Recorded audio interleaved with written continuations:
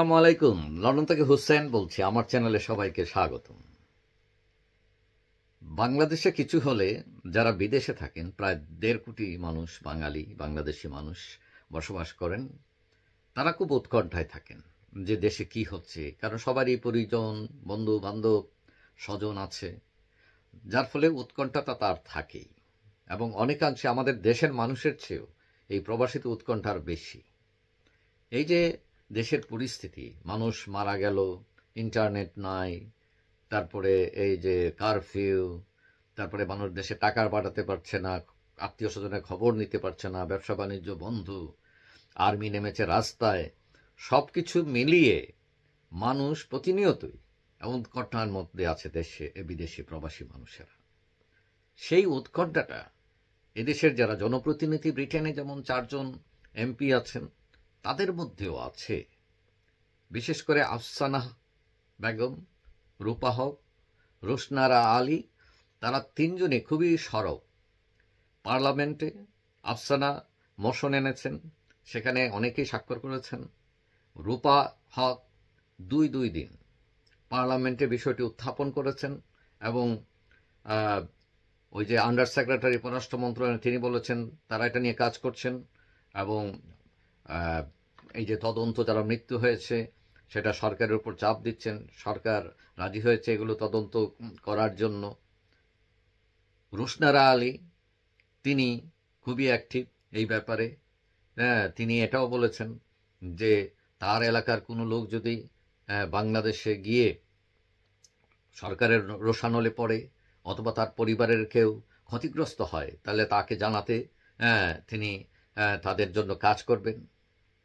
তো সবচেয়ে 3 জনই খুব অ্যাক্টিভ বাংলাদেশের ব্যাপারে, এবং বাংলাদেশের গণতন্ত্র চর্চা যাতে ব্যাহত না হয়, মানুষ মারা না যায়, মানুষ যাতে ন্যায় বিচার পায়, এইসব নিয়ে তারা বেশ উৎকণ্ঠিত। এবং তারা সংসদের বাইরে সব জায়গাতেই সচল। কিন্তু এখানে নীরব আছেন টিউলিপ সিদ্দিক। টিউলিপ সিদ্দিক অনেকেই জানেন যে প্রধানমন্ত্রীর ভাগিনী, শেখ রেহানার মেয়ে। টিউলিপ সিদ্দিকেরও কিন্তু বাঙালি ভোটার আছে। টিউলিপ সিদ্দিকই বাংলাদেশের এই ক্রান্তিকালে তিনি একদম চুপ, কোনো কথা বলছেন না। সমালোচকরা বলছেন যে তিনি আওয়ামী লীগের সমালোচনা করার দরকার নাই, সরকারের সমালোচনা করার দরকার নাই। তিনি হয়তো তো একটা সমবেদনা প্রকাশ করতে পারতেন, এই যে যারা নিহত হয়েছেন এবং এটা কিভাবে সমাধান করা যায় তার কোনো একটা উদ্যোগও নিতে পারতেন। কিন্তু তাকে কোথাও দেখা যায়নি বাংলাদেশের এই দুর্যোগপূর্ণ পরিস্থিতিতে এগিয়ে আসতে। সমালোচনা, তবে কেউ কেউ এটাও বলছেন কারণ তিনি নিজেই বিপদে আছেন, কারণ তার উপর তদন্ত শুরু হয়েছে ব্রিটিশ সরকার। কারণ আপনারা জানেন যে তার বাড়ি ভাড়া তিনি ডিক্লেয়ার করেন নাই। তার এই আয় ডিক্লেয়ার না করার কারণে এখানে করের ব্যাপার আছে, ট্যাক্সের ব্যাপার আছে, এবং এখানে পার্লামেন্টে তার এই যে আয় না দেখানোর বিষয়টি, বাড়ি ভাড়ার, এটা এখন তদন্ত শুরু হয়েছে।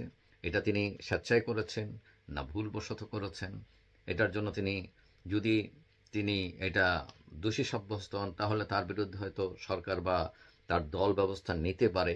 তবে বেশিরভাগ ক্ষেত্রেই দেখা যায় এগুলো খুব দোষী সাব্যস্ত হন না, এটা মাইনর ব্যাপার অনেক ক্ষেত্রে। তবে কেউ কেউ মনে করছেন তিনি তার নিজের বিষয় নিয়েই এখন টেনশনে আছেন।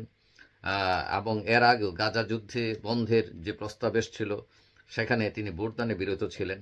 কারণ আপনারা জানেন যে গাজা যুদ্ধ বন্ধে বিশেষ করে আফসানা ও রূপা এটার পক্ষে ভোট দেন, কিন্তু রোশনারা ও টিলিপ ভোটদানে বিরত ছিলেন, এবং এটা নিয়ে তাদের মধ্যে অনেক সমালোচনা হয়েছে। এবং এটার প্রতিক্রিয়া হিসাবে যেমন রোশনারা আলী, তিনি বাঙালি অধ্যুষিত থাকেন, তিনি ভোটের ব্যবধানে আগে অনেক ভোটের ব্যবধানে পাশ করেছেন, এবার খুব সামান্য ভোটের ব্যবধানে তিনি পাশ করেছেন। অর্থাৎ অনেকেই মনে করেন এই যে গাজা যুদ্ধে বন্ধে ভোট না দেওয়ার কারণে তার ভোটাররা খুব অসন্তুষ্ট হয়েছে। তো যাই হোক, এখন আপনি যেখানেই থাকেন, যে মানুষের প্রতিনিধিত্ব করেন, তাদের বক্তব্য কি সেটাই অনুযায়ী আপনার চলাটা, এটি হচ্ছে নিয়ম। তাদের প্রতিনিধিত্ব করছেন, তাদের চাওয়া পাওয়াটা আপনার মাধ্যমে প্রতিফলিত হবে। আপনি জনপ্রতিনিধি।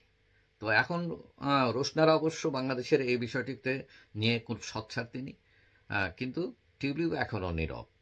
যাই হোক, আশা করি দেশের এই দুর্যোগ কাটবে এবং তারা সবাই এই দুর্যোগ কীভাবে কাটিয়ে ওঠা যায় তাতে তাদের ভূমিকা রাখবেন এবং দেশের এই ক্রান্তিকালে হ্যাঁ তারা মানুষের পাশে দাঁড়াবেন। যাই হোক, সবাই ভালো থাকবেন। আর যারা আমার চ্যানেল সাবস্ক্রাইব করে না, ইচ্ছা করলে করতে পারেন, তাহলে পরবর্তী ভিডিও আপনার কাছে অটোমেটিক চলে যাবে। সবাই ভালো থাকবেন। আল্লাহ হাফেজ।